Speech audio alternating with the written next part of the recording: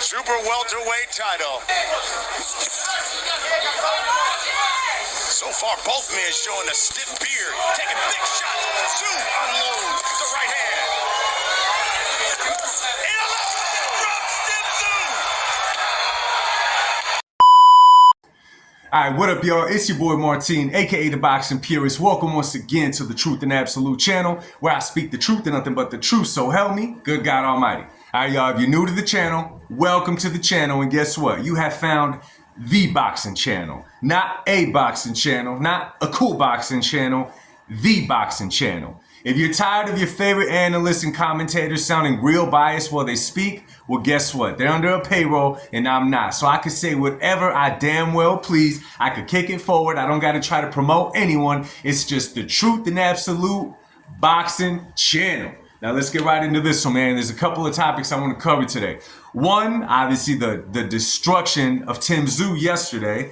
And two, pay-per-view numbers from Devin Haney and Ryan Garcia shared by Oscar De la Hoya. Who knows how true they are? But let's get right into this one. Now, obviously, man, unless you've not been following anything, right, in the past few months, well, hell, ever since April 20th, you guys have been seeing Devin Tszyu and his father, Bill Haney, just be the ultimate warriors. The ultimate warriors. You know what I'm saying? They got in the ring. Devin Tszyu got his butt whooped by Ryan Garcia, Mr. IG. And it has not let them sleep ever since. I'm saying it's been months since Devin Tszyu and Bill Haney got to nap. This is what's funny about this whole thing, right? Well, what I want to get into is the pay-per-view numbers. Right now, we all know that they've been on X, Twitter, whatever you want to call it, talk about, you know, we didn't get the money we were supposed to get for the fight against Ryan Garcia. Okay.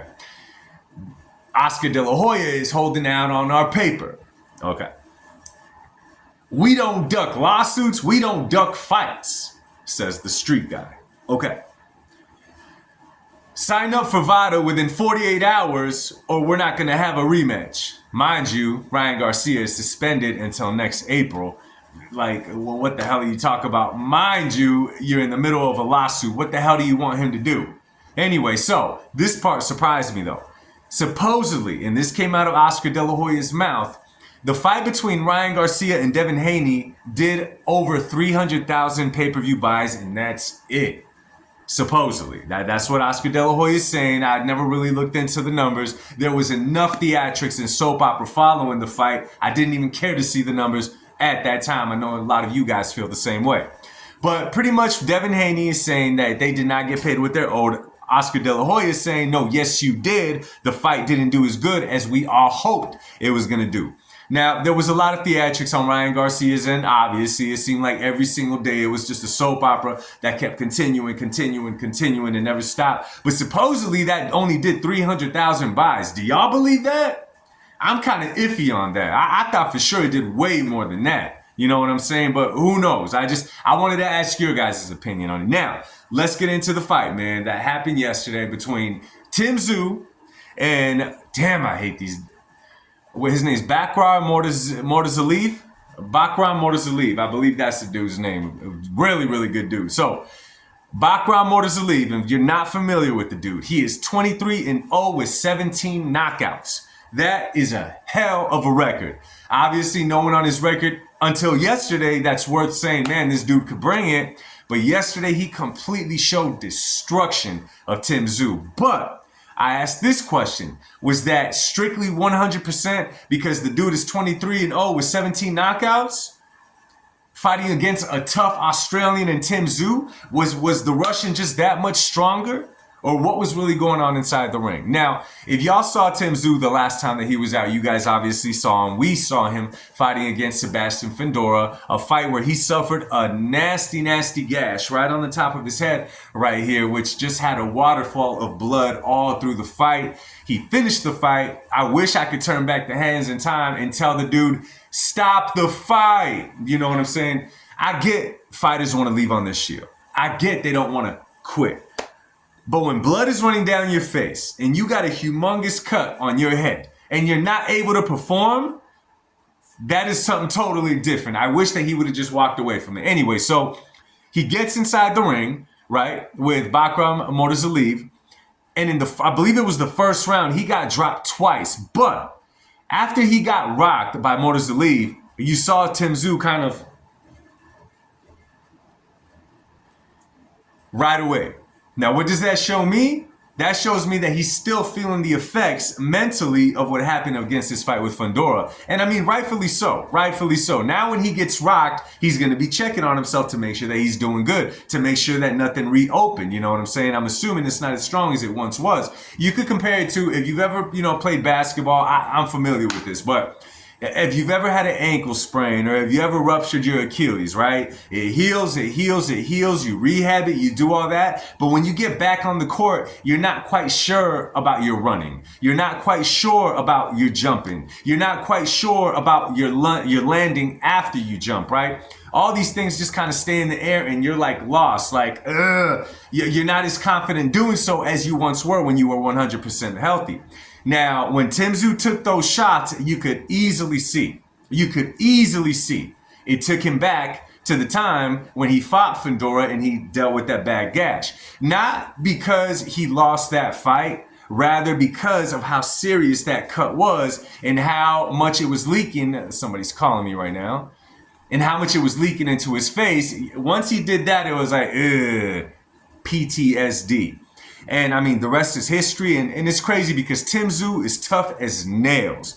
That dude is strong. That dude could punch. He has the heart of a champion, the heart of a warrior, right? But some things that you go through, man, they just stay right here. And in a sport like boxing, right, where any could reopen a gash from the past and all that kind of stuff, you're going to be a little bit cautious inside that ring, right? Now, this is the thing about a fight like this, and it's funny, man. Tim Tszyu is also 23-2 now. One loss by knockout to Bakram. 17 knockouts on Tim Tszyu's end as well. But we were kind of, at least myself, I was kind of already looking past this fight, which I know I should not do. And that's because I'm excited at a possible matchup between Tim Tszyu and Virgil Ortiz, right? Tim Tszyu and Bile, right? Tim Tszyu, Terrence Crawford. I mean, the possibilities are endless, right? And I was thinking, okay, this could be possible, right? I mean, they throw a dude in there. I wasn't too familiar with Bakram, you know what I'm saying? I wasn't too familiar with Bakram, right? But the dude landed, and guess what? That dude is here to stay, okay? That dude is here to stay. He went inside that ring, and that left hook, man, that dude is just tough. That dude is just tough. And now we know his name. And now the doors that were opened up for Tim Tszyu, I hope that they stay open for Bakram. I really hope that they do, man, because this is the type of guy, and you see the look on his face, you put him in there with anybody and he's going to do good, and maybe we get some big fights coming from this. Now, when these things happen in the boxing world, though, man, it shakes everything up. It shakes everything up because we think we have a clear-cut picture of what's going to happen next and what moves fighters are going to make next, right? We all had this all down, and now it gets shooken up a little bit. Now the question is, what happens next? What happens next? Now, Tim Tszyu, did he overlook the dude? I don't think it's a question of him overlooking Bakram. I really don't see that as part of Tim's character. I don't see him as the type to do that. I just think that when he got rocked, it took him back to a place that he did not want to revisit. Ultimately, he just kept getting... he stayed there mentally, and you saw, because he ended up getting dropped 6 times. And Tim Tszyu is a tough dude. So what's next for him? This is really hard to tell, man, because it wasn't like he was in the fight and then he just got knocked out later in the fight. No. From the get-go, he was just never in the fight. He threw some strong punches here and there, but he was never really in the fight. He never really recovered from the knockdowns. So there's 2 routes to take from this point, right? One, Tim Tszyu, you could hang him up. His health is a lot more important. And the reason I'm saying that is because if he's going to keep having that PTSD moment inside that ring, he could get really hurt inside that ring. And that's the only reason I'm saying it. But if Tim Tszyu wants to keep fighting, and he's not too old, he could do it even in boxer years, after a loss like this, after something like this happens, you got to start from the bottom, man. Not go back to the amateurs. That's not what I'm saying. But now you really got to fight dudes that you're expected to beat. Not that the crowd thinks you're expected to beat, but that you're surely expected to beat, just to kind of get your confidence back under you, just to get that bounce in your step again, just to get sharp again, just to let you know that you are a professional fighter and you belong there with the best. You know what I'm saying? I think those are the two roads that he could take. Of course, only time will tell where he chooses to go with it, but we shall see, man. So let me know what you guys think of it, man. Were you guys as surprised as I was that he got knocked out the way that he did, right? That he got manhandled the way that he did? I was very, very surprised. And I think a lot of people were surprised as well. So anyway, y'all. And do you guys really think that Devin Haney versus Ryan Garcia only did 300,000 pay-per-view buys? I'm kind of iffy on that one, but anyway, y'all, drop a comment down below. Let me know what you guys think. And oh yeah, one more thing, man. I have an email. I currently have an email in my description, and in the past I told you guys about it. If you ever want to get a hold of me, if you got any ideas, if you want to collab, any of the above, you could reach me there. However, I'm going to change it tomorrow. The new one will actually be on there. What had happened was I set an email up for my YouTube account, just strictly for YouTube. When my phone broke, I did one of those save passwords to the phone, and well, you already know that that's history, it's done. But I didn't remember, man, so for like the last month, maybe more, if you emailed me, if you try to get a hold of me on there, I'm sorry, man, I failed.